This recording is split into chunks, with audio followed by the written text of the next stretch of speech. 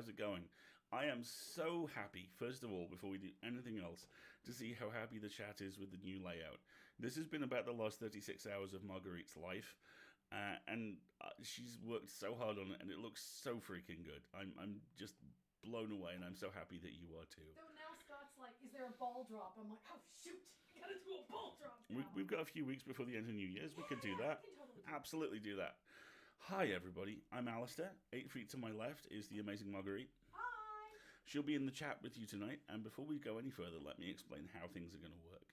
We have a show for you in three sections. The first one is our opening monologue, which is just a chance for you to get relaxed and situated, get your drinks, get your food, anything you need. And this week's opening monologue is a little bit special, and we'll get to that why in a moment. Then there'll be the main body of the show, which this week is, I'm so excited to say, an interview with the incredible Ursula Vernon, the author of A Wizard's Guide to Defensive Baking, which we finished a couple of weeks ago. Ursula has very kindly agreed to come on, and we will be talking about the book and all sorts of other stuff as well. And Ursula will also be reading the opening monologue. Then we're planning on opening the floor to you, so if you have any questions, that would be great. And after that, there'll be a little bit of closing shenanigans, and then off we go. So, before we go any further, I should introduce Ursula.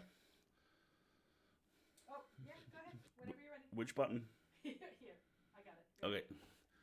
We have a stream deck and a virtual stream deck now. Hi, Ursula. How you doing? I'm good. How are you doing? I'm great, thank you. And thank you so much for coming on the show today. Anytime. I mean, I'd give you organs if you needed them, man. Like Maybe not Wednesday. my organ, somebody's organ. Of course, not just your own. Thank you so much. You're going to be reading today's opening monologue, so I'll just explain what that is to people. This is from The Full Lid, which is my weekly pop culture newsletter. And this is a piece about a video game called Concrete Genie. So, over to you. All right. And I should say that I am reading someone else's words. I have not actually played this game, but I am intrigued by the review. Concrete Genie is one of the most beautiful video games I've ever played. It's also one of the most confounding. Several days out from finishing it, I think that may be the point. You play Ash, an at first carefully ungendered teenager in the broken down fishing town of Denska. Some time ago, Denska was hit by an oil spill, and it's like the town itself is stained. Everything is dark, perpetually bathed in the dirty yellow offset sodium lamplight of 2 a.m. No one around but you and a group of bullies. Well, and the ghost in the lighthouse. Ash stumbles across Luna, a friendly spirit who gives him, I guess we're gendering him now, a magic brush. That was me, it's not good.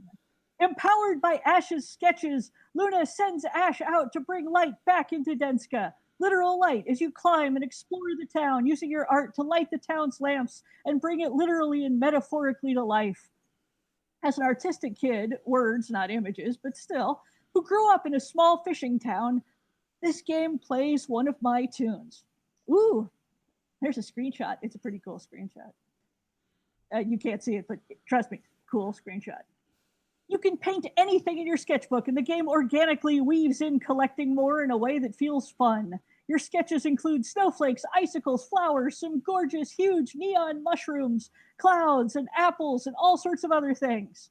Nearly every wall in the town is your canvas. For every wall you spray paint, more lights go on. The more lights there are, the more you progress, the better your art becomes. Creativity and personal growth, art and renovation and societal health, all wrapped up in a magic paintbrush and the just achingly beautiful design. That still above is one of the walls I painted. The art is a carefully designed precision tool, freeing you from the actual design, but enabling and encouraging your composition. With a few exceptions, you can draw what you want. I drew lots of suns, trees, apples, and lightning and waterfalls. My genies loved it. See the amiable red chap on the right of the screen? That's one of your genies. You need them from time to time to do things like blow doors open, burn through obstacles, or power electrical systems. The genies are the literal and metaphorical heart of the game. Ash's art made into a tool who also happens to be an adorable grovel monster who likes apples. You can even summon the genies to you and watch as they run around landscaped walls on an exuberant number of legs, occasionally with jaunty hats. They are adorable and worth the price of the game all by themselves. There's another screenshot. Had Concrete Genie just done all of this, it would be a beautiful, strangely elegant, and gentle game. It tries for more and delivers in a gutsy way. The third act changes gears dramatically, twice. First off, several genies are corrupted, and you have to chase them down and rescue them. Not kill, not tame, rescue. Aided by the very bullies who, by this stage, you know are kids who are as hurt and damaged and abandoned as you. Concrete Genie wears its heart on its backpack, and there are few more directly emotional experiences in gaming than creeping towards a genie before the controller starts rumbling again. You lean forward, you whisper, "It's okay, buddy." And when the genie finally shakes off the darkness and returns to their exuberant colors, it feels like a huge weight off your shoulders. It changes up again in the final scenes. The climactic battle with the last genie is a standard 3-stage boss fight order of operations puzzle that sees you have to activate 3 magic crystals, avoid attacks, fight off minions, use the right brush style to lower the genie's shield, keep your own health up, and eventually rescue the genie. It's very tough, one of those moments in video games where you just wash ashore after 2 hours, confused and annoyed with sore thumbs. You preach, man, preach. Push past it. It's worth it. The ending ties everything and everyone together. The fate of Denska, its children, what's implied to be its pair of guardian spirits all participate in a moment that's cathartic, conclusive, and also a pause. There's still work to be done, still places to save, but not quite yet, because after spending the entire game focusing on art, the final minutes focus on the artist. Ash is invited to play basketball with the ex-bullies. They assume he'd rather paint. Ash is given male pronouns by this point. He looks at Luna, who smiles and shoos him away, and they hug. Then Ash runs off with his new friends. The game's message is laid bare, and I struggled to not audibly cry on the live stream. Because the message is this: you're more than your art. You're enough. Go have some fun, too. A message that lands center mass in July. Without the janky third act, without the sudden combat mechanics, that wouldn't land as hard as it does.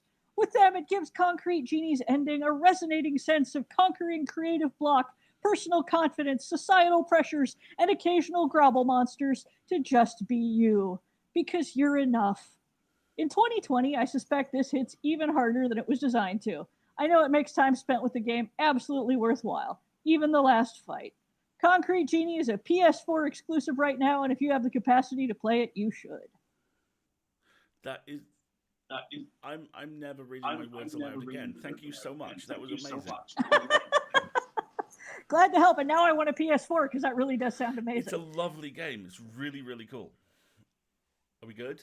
Yeah, I just heard a little bit of echo. Sorry. Fantastic. Okay, let's talk about A Wizard's Guide to Defensive Baking. Because yes, I think that is a book. I think we should just rip the Band-Aid off straight away because the chat has a controversy, and we would like to bring this to you for possible mediation. Okay, let me point out, I wrote this book quite a while ago, so if it's some obscure detail, I may forget, but go on. Okay. Did Bob get a medal? Because people were very worried that Bob did not get a medal. I believe that he may have gotten a medal, but he ate it. See, I figured it was either he'd eaten it or the medal had been very carefully and somehow at range attached to his bucket. I think it was probably held out at the end of a very long stick. There it is. Yeah. Ursula, have you seen the bucket? Here. Okay, so Wendy produced this for us. This is the Bob bucket. Oh!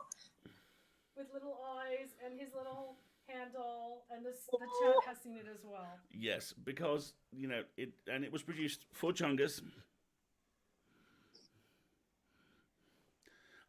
Your beloved sourdough starter, yes. Well, we've decided you're Chungus's godmother, so you need to deal with that now. This is your creation. I shall do my best to make sure that Chungus grows up in the ways of goodness and rightness, which I think is what godparents are supposed to do. It's either that or provide bail money. Just whichever one arrives first, honestly. Or it's kind of like being a beloved aunt or uncle, right? You take them away for a week, then buy them all the toys the parents won't, feed them full of sugar, and send them home. Because remember, it's okay to buy them the drum kit if you don't live in the same house. It's true. Yes, indeed. bail money is kind of more my speed than, goodness and rightness anyway. So, one of the things that you mentioned in the afterword was that Wizard's Guide has had quite a journey to publication. Oh, Lord, did it ever. When did you first write it, and how has it changed over the years? I know that I first started writing it must have been late 2007, because Jesus. I knew I was writing a baking book and I bought a KitchenAid mixer. And I remember that I had this in my apartment in 2007, and I think I made about 3 things with it before remembering that I don't know how to cook, and I certainly don't know how to bake. So I followed like 3 recipes and then was like, this is just an ass load of work. But I knew enough at that point that I was like, okay, I have all the texture words for what dough feels like, and that was really what I needed. And I had been able to write the KitchenAid off as a business expense, so there was that. So then I went to visit my parents that Christmas, and my stepfather made sourdough in front of me several times while I poked it and like wrote down things. And and then the KitchenAid went into storage until I moved in with my husband Kevin, who claimed it, and now it is his, and he loves it. So 2007. This is the story of the book, not the KitchenAid mixer. Yes. So 2007. I finished it up a couple years later, I think.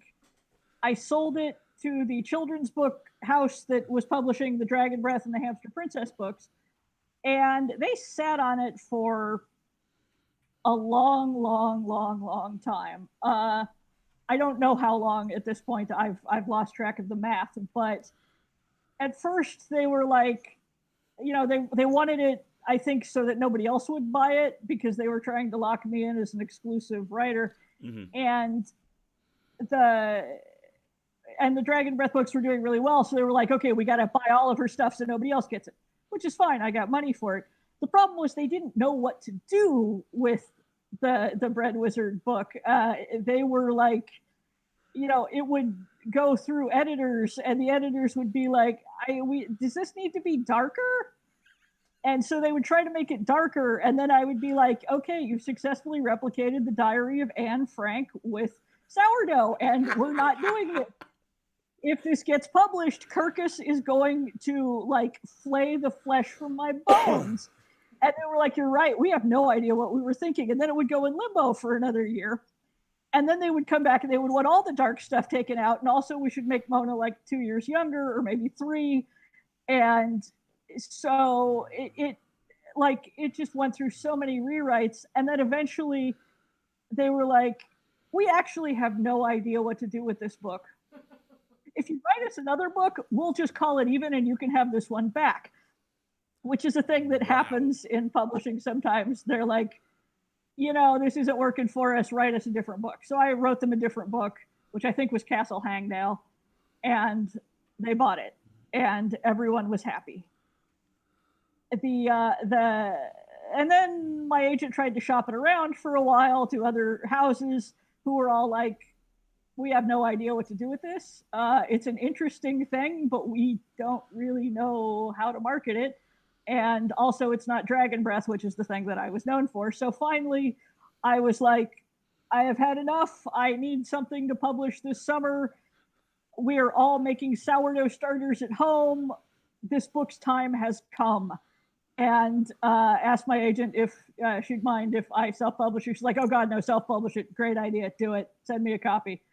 And my agent is very good about me self-pubbing things, because she then goes on and represents, all the audio rights and the foreign rights and whatnot. So I always feel guilty when I'm like, this isn't selling, I need to go. She's like, it's cool, I'll make money on the back end. So I put it out, and the response has been staggering. People have in 2007, and then 13 years later, apparently was the exact moment this book needed to land. So I'm not complaining. It is, yeah. That I had no idea it was that old. That's incredible, and I think you're absolutely. And the thing is, changed so little. Wow. Like I updated so little of it for 2020. Like some things are super universal. I think the thing about all of that surprises me the most is that people looked at it and went, you know what, this could be darker. This is a book where a comedic highlight is a 14-year-old and her traumatized 12-year-old sidekick climbing up a literal tower of shit. It just, oh my god. They didn't have any problem with that. That wasn't the bit. They were like, she wasn't like worried enough when she was in the tower. Well, I'm spoiling because I assume everyone on the Twitch has seen your read throughs that she wasn't worried enough about people hunting down magic users, and like, you know, she should have more idea what's going on and be more worried about it. And I'm like, we're starting to get a little too many parallels to some stuff here that I'm not comfortable with, people. Exactly. You know, I mean, and I think it's especially surprising because having gone through the book so recently, that it hit very realistically. The whole kind of frog in a bucket and you gradually increase the temperature so it never notices the water's boiling. That whole does not actually work, by the way, with real frogs. So just so you know. Given our conversation before we went on air, I shall carefully not explore that further, but I will make a note of it. Thank you. No, it's a great analogy for humans, but yes. Frogs jump. They're not dumb. Like, but go on. Screw this. What the hell, Sorry. Man? Yeah. But I love that everything is fine and nothing really changes in the city until suddenly everything changes drastically and awfully. And just the way that you gradually erode normality out from under Mona is so beautifully and horrifyingly well realized. Just the moment where she finally gets to meet the Countess and confront her, and the Countess just collapses and starts crying herself. Yes. It's just like, oh crap. And this is a tiny petty thing, I know, but I love that even at the end of the book, Mona is still a little bit like, fuck you. I was a 14-year-old kid, and I was more together than you were. What the hell, lady? And that was one of the bits I added, and it was actually after a couple of beta readers had gone through and were like, at this point, you know, she should be kicking the Duchess out of the tower for being a total failure as an adult and a ruler. And I'm like, I don't think I quite want to do that, but I can understand why. And then one of my copy editors is an anarchist and kept trying to change the name of the Duchess to, I think, unelected ruler, a despot or something. And yeah, I hit reject changes a lot on that one. But yeah, I had to add in the bit where I was like, you know, sooner or later, you wouldn't just be grateful you'd helped. You'd be like, how did everyone else fail so badly? Yes. And I think that I had to be perhaps a little older or wiser or something to get there. I mean, I was 30 when I started this book, which seems so young now. But just the fact that sooner or later you're like, there should have been so many things before you got to me that would have stopped this. People frequently will tell me like something I've said on a podcast helped them decide to go get mental health treatment or something. And I'm always torn between, I'm incredibly touched. I'm incredibly glad it helped, but oh my God, there should have been so much before I was the thing. Like the system has failed you so badly if it was one weirdo on a podcast. You know, yeah, so from one weirdo on a podcast to another, I'm very glad that happens, and I share that sentiment completely. Yeah, that kind of brings. Sorry, you go. No, go. That kind of brings me to one of the bits of the book, and I've been chewing this over all week, that has really, really stuck with me, and it's the pair of conversations that Mona has towards the end. The first with her uncle. And I love that her uncle is quiet and you don't really see him or hear him very much, especially because Aunt Tabitha is this magnificent powdered sugar covered Valkyrie of a woman who, you know, will brook no nonsense. But when you find out his past and that he's a veteran and that he was in this horrible situation, which everyone knew was horrible, and they basically gave him a medal to shut him up. And that, and the last conversation with Lord Ethan, and I that's just one of the neatest pieces of writing I've ever encountered, because I love Lord Ethan all the way through, because he's this fine and honest and upstanding, kind of Silverbolt looking guy. And then when Mona is absolutely realistic with him, he's just like, yeah, this was awful. I'm so sorry. We have some fantasy casting in the chat. People would like to see Kate Mulgrew play the Duchess and Nathan Fillion play the Golden General. Sorry, I didn't catch the second one. Nathan Fillion? Oh, I could do Nathan Fillion. I mean, I cast Chris Evans in my head for every good-looking part, so, that's just me. Good looking, fundamentally decent. Yeah. Too young. Looks good frowning, though. Fair. Okay. Kate Mulgrew as the Duchess is legit, though. Yeah. That's a good one. That would be I can definitely see that. So, that kind of brings me on to the other thing which I wanted to talk about. Or Carl Urban. Carl Urban can do, I am noble and tormented, and also I realize this is total bullshit really well. You could have just stopped that sentence, Ursula. Carl Urban can do blank. Yes. And then everyone can fill in their own little guess. Carl Urban is also notable for being one of two actors who have a unique skill set. He is incredibly good at throwing grenades into a room and leaving. And it's him and Dan Stevens. If you've never seen a tiny little movie called The Guest, please do. It is one of my favorite films. Keep talking. I just have to turn Ursula's volume down. No worries. It's Dan Stevens as this veteran who shows up at the house of the family of someone who he served with. And he's just mustered out and he hasn't really got anywhere to go, and he wanted to come and pay his respects, and they suggest that he stay for a little while. And he helps out because the youngest son in the family is getting bullied, and the teenage daughter of the family is dating a drug dealer, and dad's having trouble at work. And after a while, all these problems start to go away.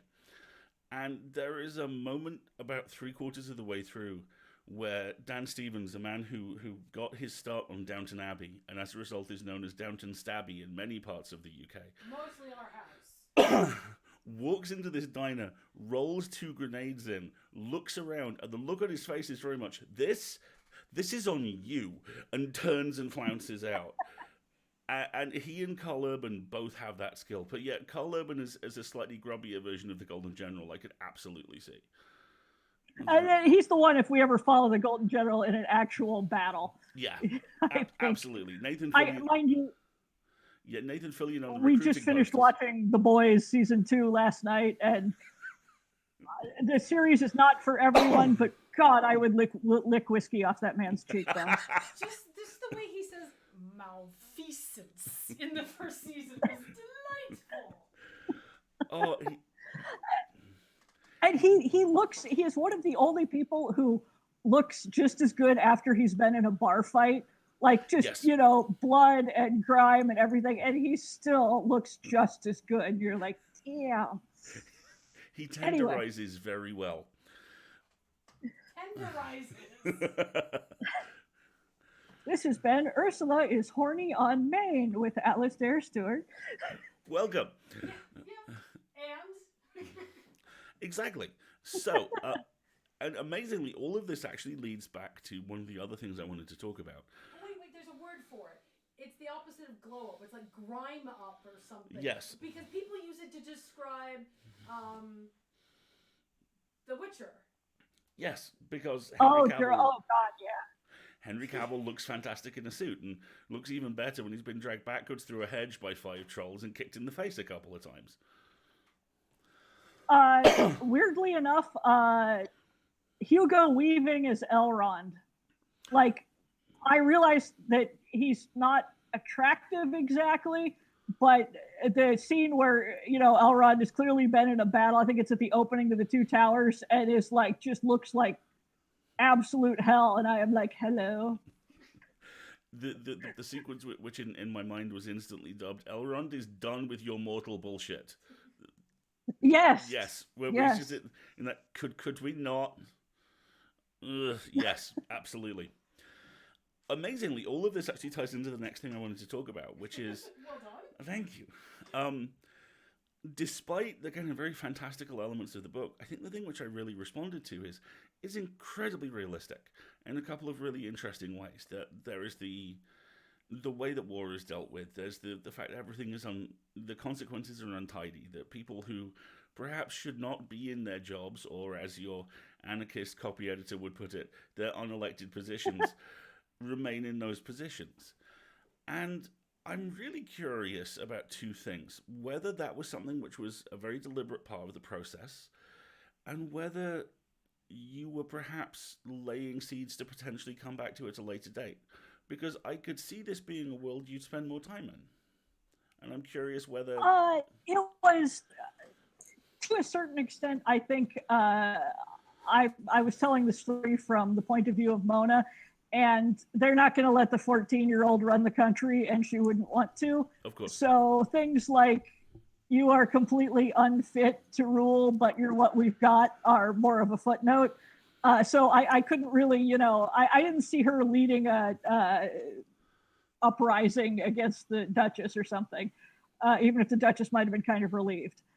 As for another one, I have toyed with the idea of a sequel, mostly because I just have one really horribly horrible scene that I so badly want to write, and I could never have done it while it was going through an actual kids book publisher because it's too grisly. But sure, I'll tell you guys, since yes, why please. not? Hold on just a second. Are there any content warnings about this topic I should let people know?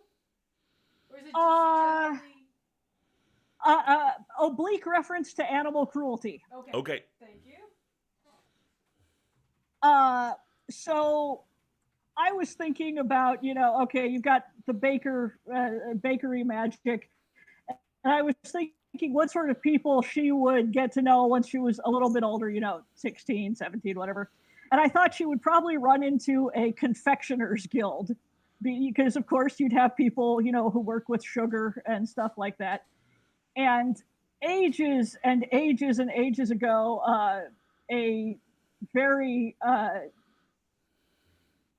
a friend who is fortunately just as twisted as I am and I were chatting about this and started thinking, where would you get maple syrup in a magical world?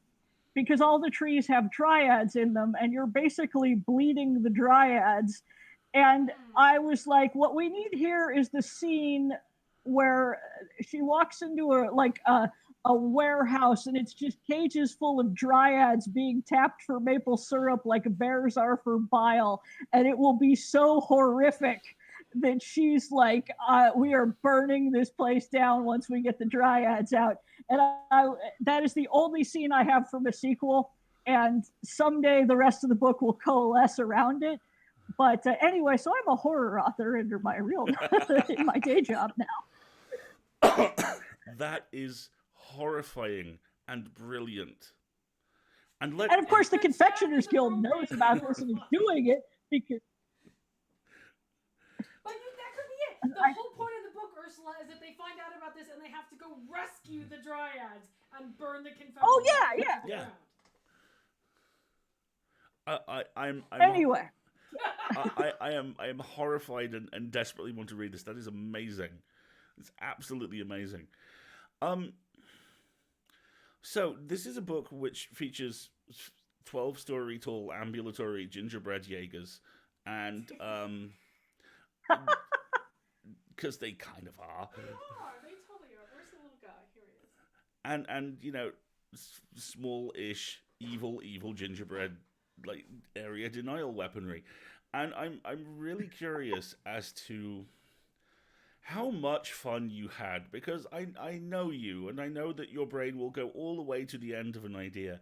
And I'm curious, was there anything that Mona was going to bake up in that final quarter that you didn't quite have time to get to? I was having ideas of maybe bombs made out of dough that had been over magic, sort of like the one bird explodes into basically steam and dough. And so I had some thoughts, maybe, of her making basically bread bombs to drop on the enemy, but that. I couldn't really work it in. And I thought about having the one sort of dough slug really do some serious rampaging, but it was already starting to kind of stretch out, and I was, you can't do the heroine is at the end of her strength over and over and over again, or people stop believing that it was true the first time. So yeah, it was. I had a few thoughts. And Anil in the chat has just said, interesting. So bread bombs. So like bombs then. So like Anil in the chat is very fond of puns, and this said so bread bombs. So more like bow then, like BAW, the evil. Yeah, see. You have some notes. Well, the other thing I've always thought about a lot of this book is it would lend itself really, really well to a lot of different media, not just prose, but visual. I mean, we've spent the last 12 weeks taking it into audio, but have you thought about doing things like comics or animation? Because it's right on that sweet spot between kind of it is technically YA given the age of the protagonist, even though it has adult themes and YA has adult themes, but it would also, I mean, Spindle as the character would appeal to anybody who loves younger age animation like Steven Universe and the stuff. Yes. Have you thought about doing other sort of media with it? I would absolutely love to if somebody else would like to actually would give me money and do it. I myself, animation is one of those things that I have avoided getting into because I don't have any free time as it is, and I fear what would happen.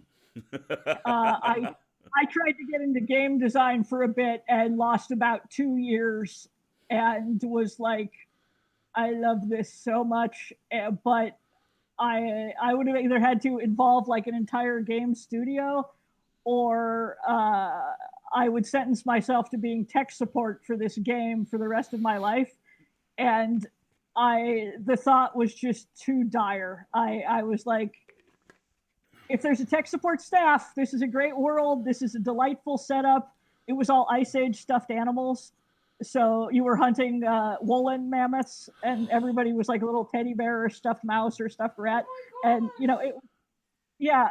and there were these monsters that ate stuffed animals coming to get you. And, so you were in this little camp that was like the last refuge of stuffed humanity or whatever. And there were a bunch of stuffed sheep. Like there was a sheep shaman named Crazy Wool, who I just loved. He was a lot of fun to write. But, and it was basically all the stuff I loved from the Clan of the Cave Bear books without the sex or the annoying personal relationships. It was all plants and animals and stuffed animals. And I did a lot with it. It was on Fallen London had a thing for a while where you could make your own universes. They eventually put it into read-only. I've still got all the files, but the thought of making a game I would have to do the tech support for just killed me. But hey, if anyone would like it, I have tons written, hundreds of hours. Yeah, any indie game studios out there looking for, hot properties. Now is the time. It was really cute. The chat is and very also about the idea of woolen mammoths. Woolen mammoths.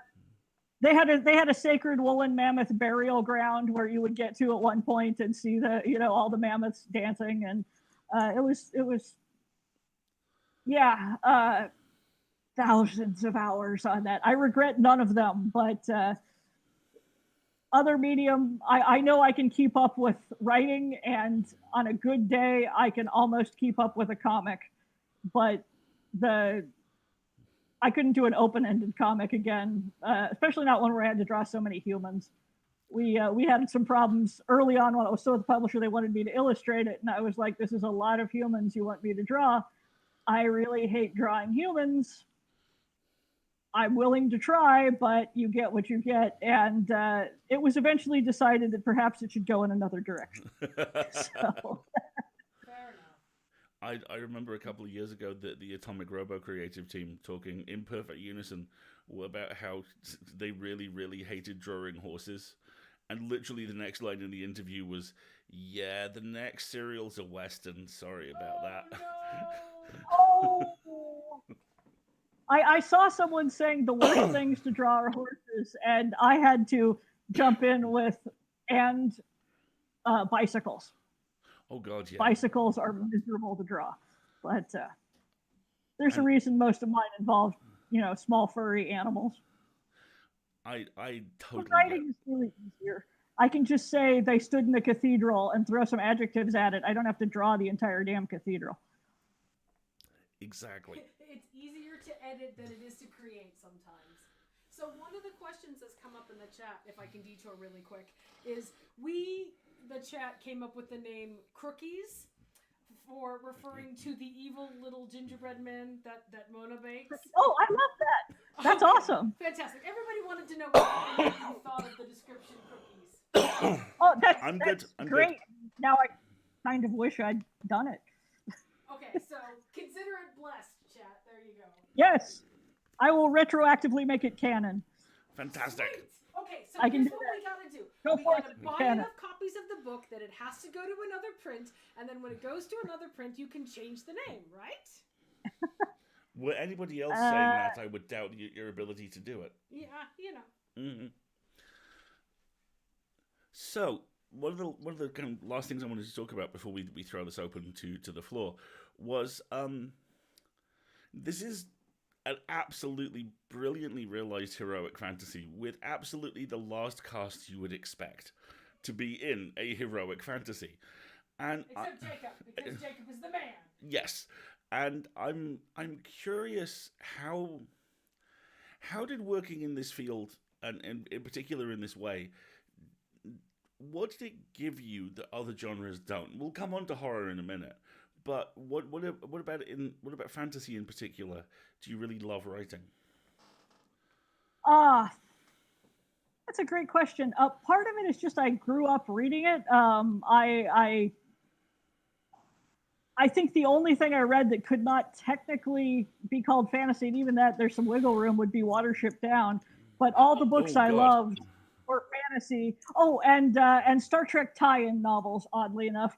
But I think those probably fall into the sufficiently advanced technology, indistinguishable, etc. I like fantasy.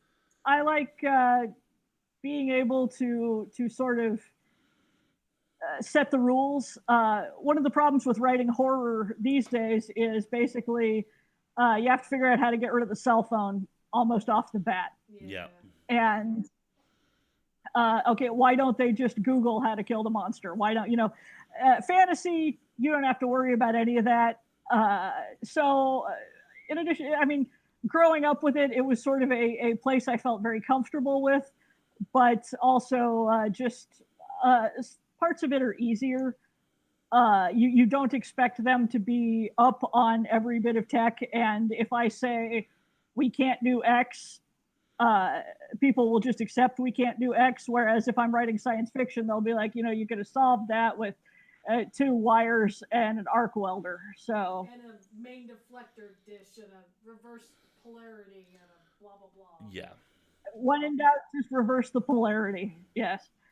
But Ursula, you did write a science fiction book in that, didn't you? A science fiction story. I did. Available now. But I'll tell you the truth. It's actually a fairy tale retelling of Hansel and Gretel.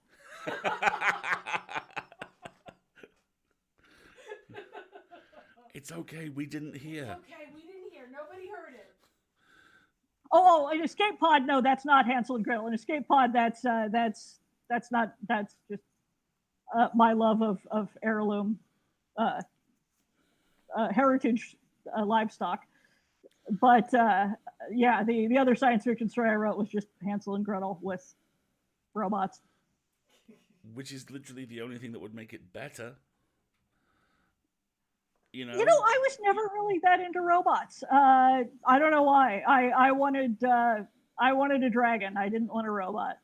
See, I was I was always Team Robot, but then for the longest time, I was convinced I was straight up science fiction, and then people pointed out that I've hosted a horror podcast for over a decade, and I was like, oh, all those spaceships have something horrible on them. That's why I like them. Okay, that makes sense. Obviously, Ursula, you need a robot dragon. That's the way around. Yeah. There's such a bleed over with, horror and fantasy, though, too. It's like, if it's set in our world, but terrible supernatural things happen, it's horror. If it's set in a fantasy world and terrible supernatural things happen, even if they're the same things, it's dark fantasy. So, Mm-hmm. Here in the UK,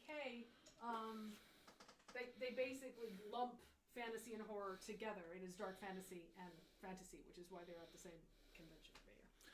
Which brings us so neatly to your new book. Look at that, a segue. Well done. Ah. I'm impressed. Totes profesh. Could you tell us a little bit about it? Yes, this is The Hollow Places. And if you're watching in America, that's the cover it is. The Titan UK cover is better. The Titan covers are just freaking amazeballs. I am going to kidnap their editor, their book designer, and keep her in the. I swear, not really. I like you. I don't have a basement, but just all the covers she has done for me have been amazing. Anyway, yes, this is a sort of retelling. I started writing horror. I retold fairy tales for a long time. Fairy tale retellings are easy.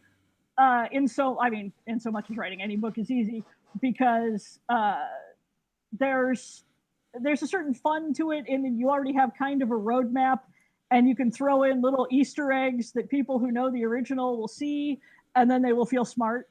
And the more you know about the original fairy tale, the more of the Easter eggs you can get, usually. At least that's how I approach it. Mm-hmm. And so I started, for horror, I just started doing retellings of pulp horror. So my first book was Arthur Machen's The White People, and this one is Algernon Blackwood's The Willows. And there are a lot of Easter eggs to The Willows if you've read that. You don't have to read it to understand the story, but I make no bones about the fact that it is pastiche. I'm not trying to hide its origins at all. And it's basically, I liked the story. It stuck with me. There was something about it that actually either scared me or unsettled me enough that I wanted to poke at it a bit. But you gotta ask, nobody in the early pulps acts like a real person that I know would act. They're all either, heroic he-men or oblivious, but not in the ways that anyone I know is oblivious. I myself am frequently oblivious, but the story is never told from the point of view of, the bird watcher who doesn't notice all the tentacles because they're trying to get a look at the cerulean warbler or whatever.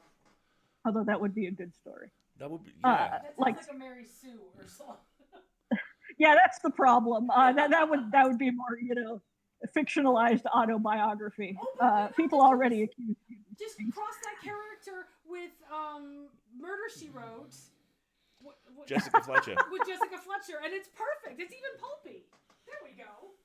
Honestly, Murder, She Wrote only with cosmic horror would be amazing. Everywhere Jessica Fletcher goes, the veil between worlds is thin and Shoggoths are clawing through it. And she's like, oh, I saw this in Cabot Cove once.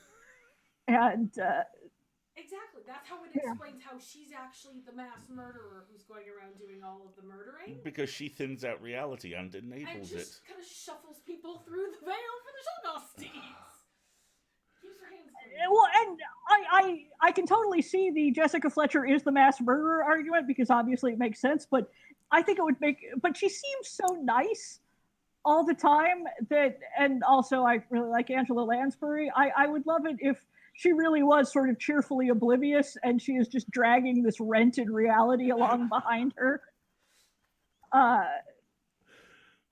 And it's like, I also would love to write Miss Marple, investigating eldritch horror, where she sits there and says that, oh, I remember, in my village, we had a case like this and it was all fine. He was such a sweet boy till he started speaking in tongues and climbing on the ceiling. And then we had to cut his head off. You see so much of life in a small town. I mean, that would be amazing. Please write that. That Anyway. is a goddamn audio drama podcast. Please write that. Waiting to happen. I'm writing that down. That's lovely. Oh my god, that's so many ideas, so little time. Anyway, so this one, the Hollow Places woman gets divorced, moves in with her uncle who runs a weird little roadside museum because she doesn't want to move in with her mother, which, you know, many of us have been there. And her uncle's very sweet and kind of weird, but runs this, you know, strange little museum. And I'm sure you have them in the UK too. They're like really obsessed with a couple of things. And, you know, there's some bad taxidermy. There's a couple dozen random objects from around the world, most of which were probably made in Hong Kong. And some signs saying this is an authentic jackalope or whatever. I love museums like that. I've been to some. I love the ones that are really passionate about one thing, and then just had some leftover space and try to fill it. Like the Albuquerque Rattlesnake Museum is just wall-to-wall live rattlesnakes, which is great. I mean, obviously, lovingly curated collection. But then they had some space where they didn't have rattlesnakes, so they had like a shrine to Steve Irwin and a couple of Hopi Kachina dolls and a couple of random toys from the 80s and with labels. And I love stuff like that.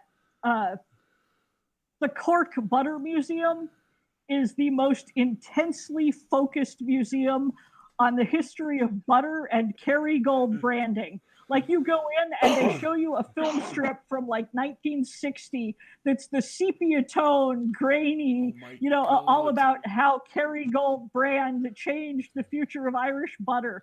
And they play it like twice an hour. And then you wander around and they have a hunk of bog butter and they have some butter churns and anything you want to know about butter, they want to tell you. I love places like that. Okay, Ursula, so what's the most wonderful obscure butter facts you love? Yes. Yes.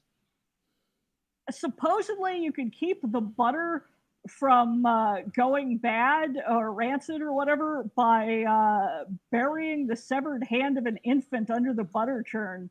And I was like, Jesus Christ, Ireland was hardcore. People took your butter seriously. The next time you're in the UK, you need to spend some time at the Richard III Museum in York for two reasons. Firstly, its location is delightful. It is in 2 rooms on the city walls. And secondly, it has the most flagrant, cheerful agenda I have ever seen a museum attempt to propagate. We're talking like actual mankind walking with dinosaurs, Christian pseudo-museum level agenda. Because the person who set this up firmly believes that Richard III was innocent and murdered no one. So there are. I've heard that theory put forward many times. My dad, back when he was a teacher, went to an educational conference at York University at the same time.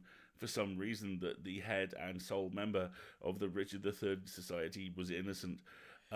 Was also there, and he said we all ended up having lunch with him because we just felt so sorry for him. He was just by himself all the time.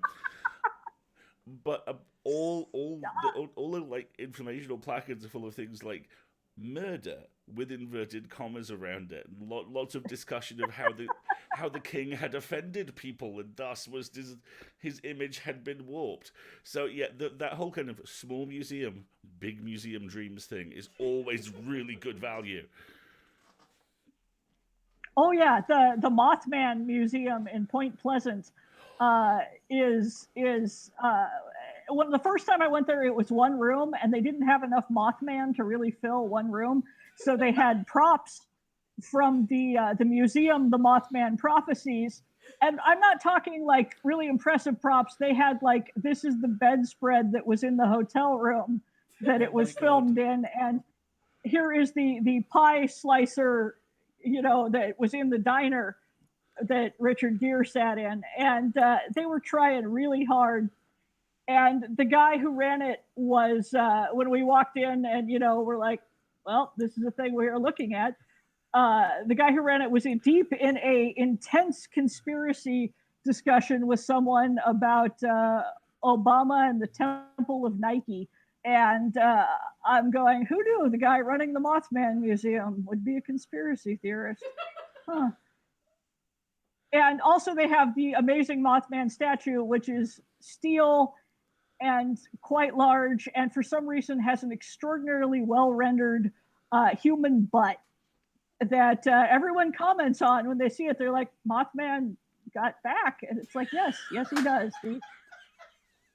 The sculptor really went all out there. So, I must note that most Mothman sightings did not mention him even having legs. So there you go. Yeah. That's kind of where we expected tonight to go, isn't it? Yeah, that is perfect. See, now I have the phrase Mothman badonkadonk going through my brain, and I kind of wish I didn't. Oh, bless. So anyway, books.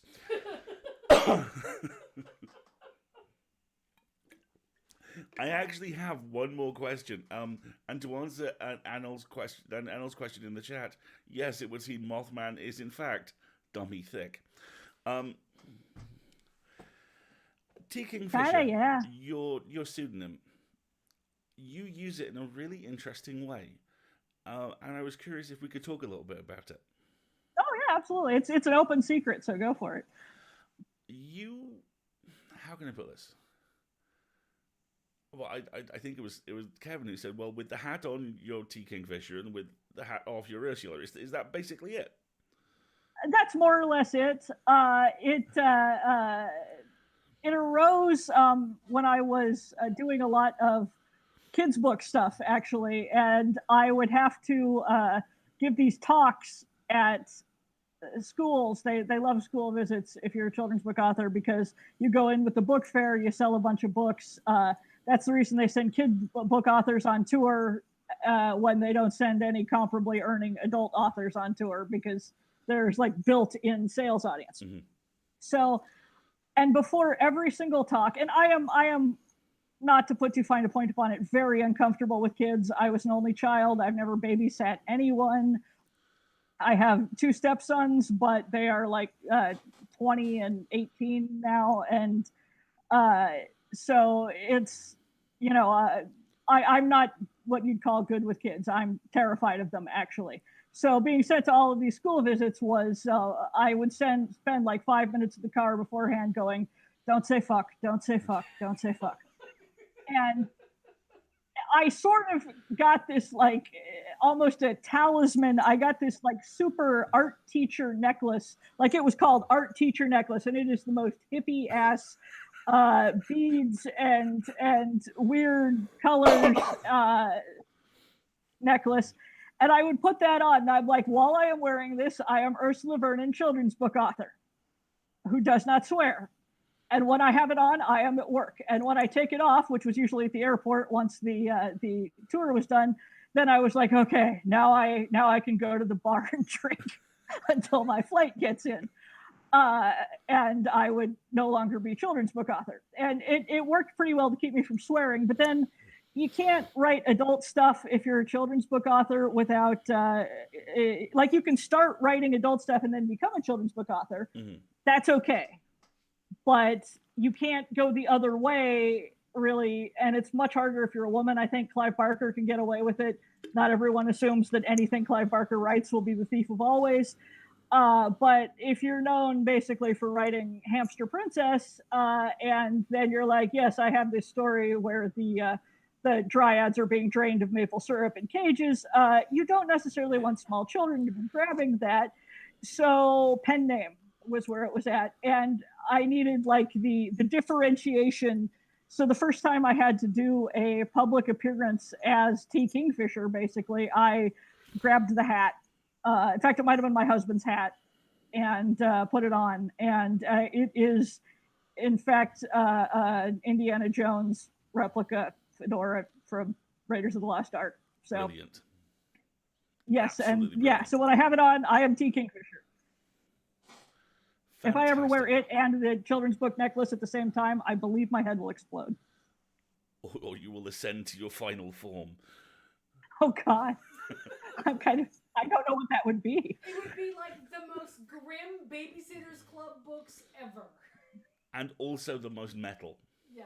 Yes. Metal Babysitters Club books. That could happen. So, what You know, I've never actually read a Babysitter's Club book. Okay, Ursula, I know what I I got wasn't. for Christmas. You're welcome. Woo! Because of the babysitting, I was like, I'm not reading books about babysitting. I don't babysit. No one in their right mind would hand me a child. At one point in my college years, my drug dealer, don't do drugs, kids, burst through the door holding his infant son, looked at me, turned to my then boyfriend and said, "James, I need you to watch the kid." And I was like, "That's right. You just keep going." So yeah. Oh, that is just glorious. That's amazing. It reminds me. Incidentally, James was like, "Dude, I do not feel comfortable with this." No, so but it reminds me of I forget which one it's in, but there's an Anthony Bourdain book where a chapter opens with "It's 3:30 and my phone is ringing." And he picks the phone up, and this voice on the other end goes, "It's the beast, man. You gotta help me. You gotta feed the beast." And it turns out that the restaurant he was running at this point had a brilliant and profoundly erratic baker who had an oil drum-sized starter that he loved more than King Bob, that he loved more than life itself. But for the small fact that he was also a massive crackhead and kept forgetting to do things like show up for work. So he went off on holiday for a fortnight, completely, and he referred to it as the beast, and completely forgot to feed the beast for a week. And then in a panic rung Bourdain and had him basically go and empty a kilogram of flour into this thing to wake it back up. And he basically said, he said, "I'm pretty sure it's still alive somewhere." Yeah, of course, it's being used as siege defense weaponry. You know, exactly. Exactly. I think once you can keep it in an oil drum, you get to call it the beast. Yeah, seriously. So, what are you working on at the moment? What's coming up next for you? Oh, Lord. The next book that will probably be out is, God willing, another of my fantasy romances, which is the sequel to this one. This is, hopefully, Paladin's Grace. The sequel is coming out, which I think is called Paladin's Strength. And it is I say they're fluffy romances. Everyone else says that there's way too many severed heads and mutilations for that. I say, if the sexy lead can't save you from a severed head, what good is he? And anyway, the point is they are probably only fluffy in my mind. I am told they're sort of horrific dark fantasy with romance in to normal people. But anyway, yes, this follows a group, an order of paladins whose god was killed, and they all went stark raving bonkers when that happened because there was a god inside their head who was brutally murdered. So they ran amok and started killing people, and now they're all just extremely depressed, and a bunch of them lit the temple on fire. And anyway, so the ones who have survived this whole experience have terrible PTSD and are just trying to do good before, they eventually die of despair. And so, that was my romantic lead. And So 2020, the book. Brilliant. Absolutely brilliant. I'm aware that appearances is a very movable feast in the year of our Lord 2020. But do you have any public appearances coming up before the end of the year? Doing any conventions or readings or conventions? Not this year. I think BossCon I'll be at BossCon next year, virtually. And I am hoping still that we will have a vaccine by then and I will actually be attending Crossings Con, which I believe is in Canada. But other than that, things are still flexible. A lot of things I may actually have next year that I was supposed to have this year and they got delayed and now everything is scrambled and I'm forgetting them at the moment. I had people approaching me for 2022 and I was like, that would have worked, except that everyone is postponed. So now all of my 2021 is coming due. And it's in person, probably not for a while, though. Understood. Understand. And how's the garden? Yeah. It's starting to hit fall, so it's in the kind of ragged, lots of leaves, kind of chilly stage. Lots of things are still blooming because it hasn't frozen yet. So I go out occasionally, but it's so cold that I don't want to like do a lot. But stuff is still blooming, so then I feel guilty. Occasionally I'll find a bee, and I'm like, bee, why are you still awake? It's getting down to 40 at night. Yeah, I think we're gonna have our first frost tonight. At least it sure looks like it out on the railings tonight. Mm-hmm.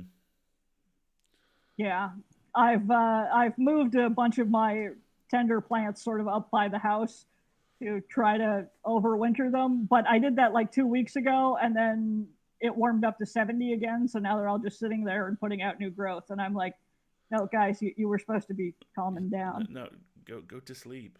Kevin says it was freezing last night, so. The garden is unaware of it.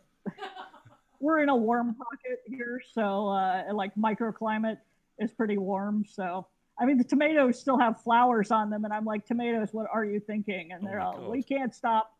You won't stop us.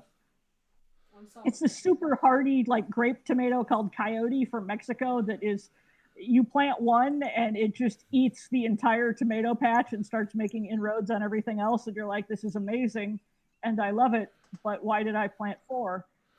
So. You see, you say 4 tomato plants. I hear nascent Triffid army. And I can think of no one on earth who deserves a Triffid army more. Aw, that's sweet. Honestly, I feel like someone who would actually, do something with it would be good. I would just be like, I'm so proud of you. Let me have tomatoes. People who would have them like march on government installations or something would probably be better served by them. So we have a question in the chat, if that's okay, Ursula. Absolutely. What made you choose the bird name for T. Kingfisher, and what does the T stand for, if anything? Kingfishers are my favorite bird, but part of it was Ursula K. Le Guin wrote under a pen name once as UK Le Guin for Playboy, because they said that the name Ursula, being obviously female, would freak people out, by which they meant the dudes reading Playboy. And she was like, what do you think the initials stand for? Ulysses Kingfisher? And so since I was also an Ursula using a pen name, it kind of came together. And the T stands for the, or maybe Terrence. I don't know. It's like the... I'm surprised you don't say Tiberius. Oh, Tiberius is good. Tiberius Kirk. Tiberius Kingfisher has a nice name. Oh, wow, yeah. I can totally do that. There we are, solving the problem. If you're all right hanging about for a little bit, we'll see if there are any more questions in the chat. Yeah. Sure. I will bang that. It was quick, vamp. Vamp? Yeah, we have a... You too, vamp. Have a chat about that while we ask for any other questions. So, arguably the most important question you'll be asked this year, how are the kittens? The kittens are very good. They're getting big. For those who don't know, about almost 6 months ago now, like 5 months ago and some change, our tenant farmer shepherd showed up in the hall with a kitten and was like, Kevin, I have a kitten and I will find a home for it. I just need it to be here for a little bit. And Kevin, who is, St. Francis of North Carolina, was like just looking at the kitten going, my kitten, talking to it, and the kitten falls asleep on. Oh, hey, and speaking of, here is Hobbs, the kitten in question. Yeah. And Hobbs has gotten very big. Yes, you have. So Kevin immediately fell in love, and but there were like 5 kittens in the litter. So the next day, Shep like shoves a hand into the master bedroom with a kitten on it and is like, here, this is for your niece. She needs a kitten. And then more kittens just kept showing up as Shep would catch them, because the mother cat at that point was really done with having kittens at all. Was like, this is a lot. I think they were about a month old at that point, so they were starting to get into everything, and she was just done. So strange person walks up and is like, here is a tin of wet cat food. Let me take a kitten. And the mother cat's like, this is a great trade. Do it again. So we wound up with 5 kittens, and then one did go to Kevin's niece, and 2 more found homes. And then we had Hobbs and Shaw, named after the Fast and the Furious. Of course. And because which Vin Diesel was not in, because Vin Diesel's torso is also one of my favorite actors, but it has still such a fun range. movie. It does. Really, it can be shaved or hairy. Yes. Often tattooed. Another question we have in the chat is, how does it feel to know you made Alistair cry so hard he got a nosebleed during the stream reading Molly's death? I did not know you cried so hard you got a nosebleed. Yes. Oh, I did. Yes. Oh my goodness! I am torn. I feel a weird combination of horror and pride. Embrace the pride. I never want to make people sad, but there's also a small malicious part of me that is like, yes. I finally have you all by the short hairs, and now I will pull. Yeah. It was quite a moment. I think everybody on the stream was just in floods of tears, like the entire. And I will be fair, I broke up the chapter for maximum emotional impact. Oh, you're cruel.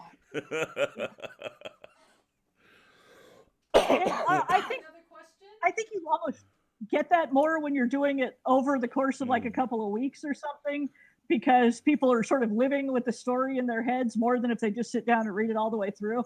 I know when I did Digger, there's, without spoilering, there is one character death that was about 7 years coming, and I built up to it and was like, oh yeah, I'm either going to get a lot of hate mail, or everyone is going to be like, yes, this was correct, and it was fine. And my dear friend Brooke, who also did webcomics, was like, oh honey, then you remembered it was the internet. You'd have to live in my basement, didn't you? Everyone was very nice about it. Here's a question. Were the scenes in Hollow Places with the diary from the soldier intended to remind us of Annihilation by Vandermeer, or was it just coincidence? It was purely coincidence. I actually did not read Annihilation till after I had read after I had almost finished the Hollow Places. I actually picked up Annihilation on the flight home from. I had to arrange a funeral. It was all very grim, but I also had to deliver this damn book, so. And they would have given me more time, but it was nice to have something to think about that wasn't funeral. So I would like just work until noon on the Hollow Places, and then spend like 5 or 6 hours doing paperwork and getting dudes' affairs in order, because my stepfather thought wills were something that happened to other people, and if I could raise him from the dead, I would punch him in the head for that. Anyway, neither here nor there. Write a will, people. And then on the plane back, I'm like, oh, I hear this Annihilation thing is good. I'll read that, and went through and read it, and a lot of it I was like, God damn it. Oh man. God damn it. All right. I really hope they let me get away with that book now. Damn it. Yeah, so it wasn't at the time. It was just one of those coincidences. Another one, speaking of Wizard's Guide, I think the second Shrek movie has a giant gingerbread man that they attack a castle with, and I had already written Wizard's Guide, and it was still in limbo at that point, and I looked at it and I'm like, oh hell. I'm actually glad that it took so long to come out, so it wasn't fresh in people's minds then. But this happens, I think, to writers all the time. You did it better. Next question is, was it a conscious decision to make all the protagonists in your stories female? Also, what's your opinion on the heritage breed of guinea hogs? guinea hogs. I don't know much about guinea hogs. Pigs, I don't deal with pigs. One of the kindest, sweetest human beings I know, who who keeps yaks, and every animal on earth loves her, even ones that hate everybody. Like, she looked into keeping cassowaries once, and she would have had the only cassowaries who loved humans on earth. She kept pigs, and she wanted to love pigs, and she admired them for all of their amazing traits, which I also admire them. They're extremely intelligent and adaptable and everything else. And after about a year of pig keeping, she was like, I hate them so much. Oh no. I they're just awful, awful animals. And she was keeping some kind of island hog. They're an interesting one, but and she tried to love them, and finally she was like, one day I think they had broken the waterer for the third time. They had flooded the farmyard, and it was 20 below because she was in Minnesota, and so it was just this sheet of glaze ice over the entire farmyard. And she was like, we are slaughtering hogs today, all of them. And I am amazed she lasted as long as she did. I don't know anyone really who has kept them who is terribly fond of them most of the time. As individuals, they can apparently be lovely. You get a bunch of them together, and they are cunning and not great. Anyway, all the characters being female. I think part of it is that with the hollow places and twisted ones, since I'm doing first person narration, it's a little easier for me to do, to be in another woman's head, I think. I mean, they all kind of sound like me anyway, let's be honest. But I can do male point of view. Also, I had just come off of 11 Dragon Breath books, which are all male protagonists, and I was like, yeah, I think I'm done. I really, really want to write some boob jokes for once. And the romances, you basically alter point of view between the two. So if it's a straight romance, you get equal time. Hopefully the third Paladin's Grace book will have two male protagonists. So we'll see more male characters than that. Cool. Do we have time for just one last one? I'm not going anywhere. Okay. There was a question about. Hang on, let me find it. A lot of it says a lot of your characters are very clearly you or in your voice. How do you approach going about writing characters that are very not you, and does it feel weird? If I ever figure it out, I'll let you know. Yeah, most of my characters devolve into me after a point. I try not to, but like, they're always going to have a sense of humor. And so the best I can usually manage is me but traumatized, me but terrible thing is happening, me but serial killer, me but, whatever. That makes maybe forget that serial killer one. Anyway, stricken from the record. Ursula, this has been a so delight. yeah, I can do it for a short story. It's a lot harder for a whole book where I have to spend all this time with the character, and yeah. Fortunately, you people keep reading even though they all sound like me, which I appreciate. Sooner or later, you'll figure out that they're always all going to sound like me, and then, well. It was nice while it lasted. I don't mean to alarm you, but I think the fact that they sound like you is one of the reasons people keep reading them.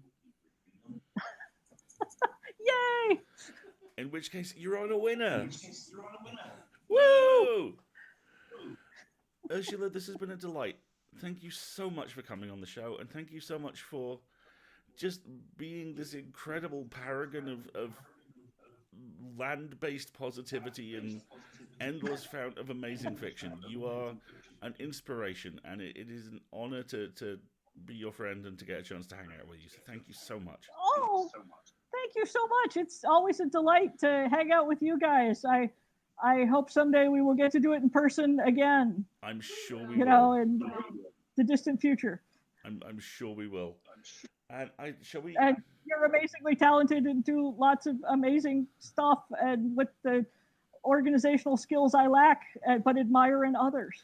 You see, I have none of the organizational skills, but Marguerite does. So I mostly just hide behind her and go, yeah, you better not come back anytime something needs to be organized. And so far it's worked. And I just said all of that out loud. So we'll wrap up there, I think. Right. Why don't you let the stream know we're going to take a little short break and say goodbye to Ursula, and we'll be back in a couple minutes. We are going to take a couple of minutes and say goodbye to Ursula, and then we'll be back, folks. We'll see you shortly.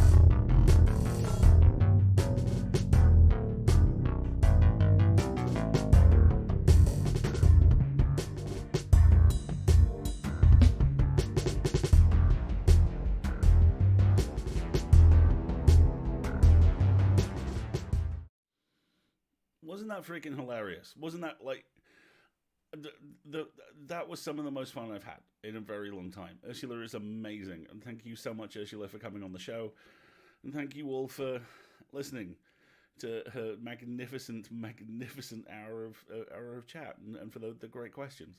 Good job, folks. We did not thank Sir Hook at the top of the show for the incredible fan art that opened it, and I'm really sorry about that.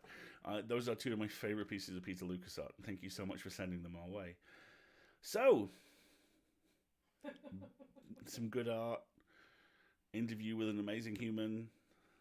Yeah, this has gone all right, hasn't it? Yeah, it's gone really well. One moment of crass capitalism for you before we take the final turn for the night. If you liked anything that you heard in the last hour, or indeed across the last 12 weeks, remember, Ursula has a short story in this fine anthology, and I hear very good things about the podcast, that this anthology is the first and hopefully not the last real-world physical book space extrusion of. That was a butchered sentence. The words do what I tell them to. And also, this is Ursula's newest one, which I'm about 3 chapters into, and is terrifying. No, seriously. Legitimately straight up and down terrifying. So those are available now. There will be buy links to both of them in the show notes. Also, as the chat was hurtling by, I noticed several people buying bits. Thank you so much for that. I really appreciate it, and it's immensely helpful. Also, the glorious amount of emojis I'm seeing just siphoning past. And Wendy, thank you for the tier 1 sub to Compost Witch. That's really, really kind of you. How you feeling? I think you know what's next. I think we know what. In the immortal words of the only sample used slightly less than yeah on rap singles in the 1990s, I think we know what time it is.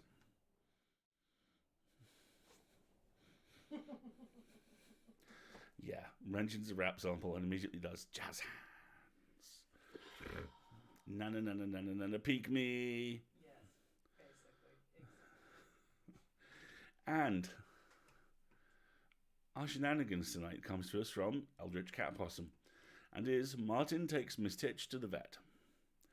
The summary is Martin thought he liked cats, then he had to take Peter's cat to the vet.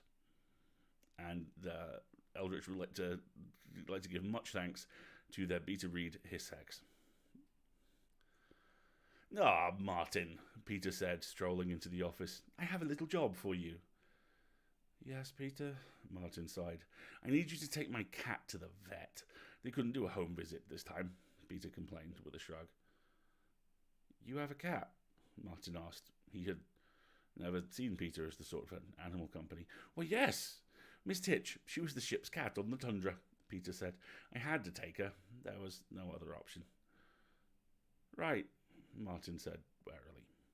He would have been spending his day sitting in his miserable chair in this cold office doing Peter's spreadsheets, but now at least he could have a nice visit with a poor lonely kitty. He tried not to smile. Carrier is in the left-hand hall cupboard when you get in, Peter said.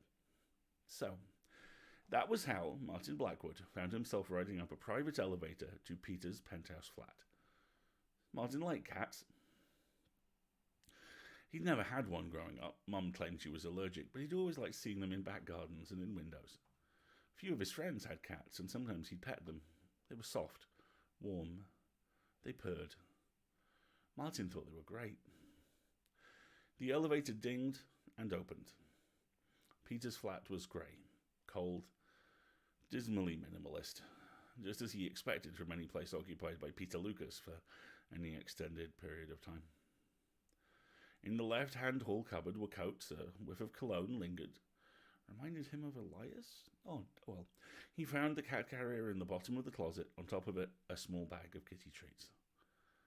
Massive open windows that faced the skyline made up the far wall of the flat, and there were a few bench-like sofas and an empty black coffee table.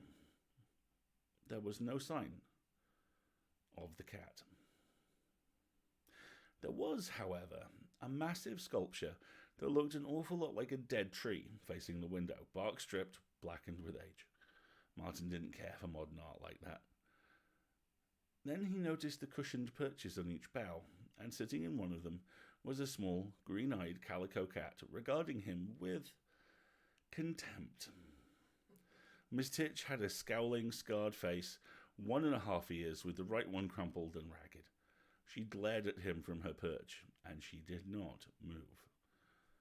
"Here, kitty, kitty," Martin began. She didn't move. "Miss Titch, here, Miss Titch, here, kitty," he continued. Her ear perked up, but she did nothing. Psst, psst, psst, psst, psst, psst. Martin tried to tempt her over. She turned around in her perch and settled back down, with her back to him. Well, might as well get this over with. He went up to the cat and opened his hand to pet her. After all, she was small. She was an old cat. "Oh, you're scared? Don't be, I won't hurt you. I just want to be your friend," he began. Quicker than he could think, her paw darted out and swatted him across the back of his hand with claws. She hissed and leapt off the cat tree, running into the depths of the flat. "Ow!" Martin rubbed the back of his hand. It was bleeding. "Right, you horrible moggy. I'm gonna..." The cat was gone. Miss Titch. He wasn't sure he wanted to explore Peter Lucas's flat, but now he had no choice. There were a few doors that were locked. He caught whiffs of that cologne. Yeah, Elias's. If he didn't think about it, then it wouldn't be weird. There was, however, a lot of other rooms that had open doors, and she, unfortunately, could be in any of them. He remembered the bag of kitty treats in his pocket and gave it a shake. "Kitty, kitty, kitty, come on, I've got treats. Come on, you nasty little moggy," he called. He shook the bag again. He noticed movement as she came up haltingly to the noise. "Yeah, that's it. Come on, you greedy old bag of bones. Come on, come to Martin." He continued to shake it. He put a small pile of treats on the floor. Miss Titch paused and ate. Martin quickly darted to each open door and closed it, trapping her in. He approached the cat gingerly from behind.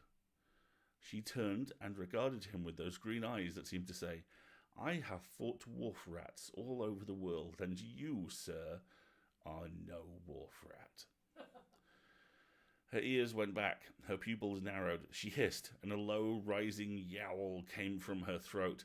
She sprung right into his face. "Oh, fuck!" Martin cursed, trying to shield his face as Miss Titch suddenly became a very aggressive hat. He stumbled backwards, but she was still yowling, hissing, scratching, and biting him. He managed to pull her off. "Right, you are the worst cat ever!" he exclaimed as she continued to sink her teeth into his jumper and clawed his arm. He got her to the carrier like this, cursing and somehow managing to keep a handle on an angry ball of scrambling claws and sharp teeth. He attempted to get her into the carrier, and her limbs became like iron bars. He was unable to get her in. She fought every inch of the way, and he was bleeding and sore and covered in cat hair. "Get in!" he shouted when his attempts appeared to be futile. She used the chance to scratch his nose. He took her by the backside and gave her a shove, and she was in, thank goodness. He hastily closed the latch. The trip on the tube that followed was surprisingly uneventful, despite her constant low growls and hisses. He got to the vet, and the receptionist looked at him in the carrier and sucked her teeth.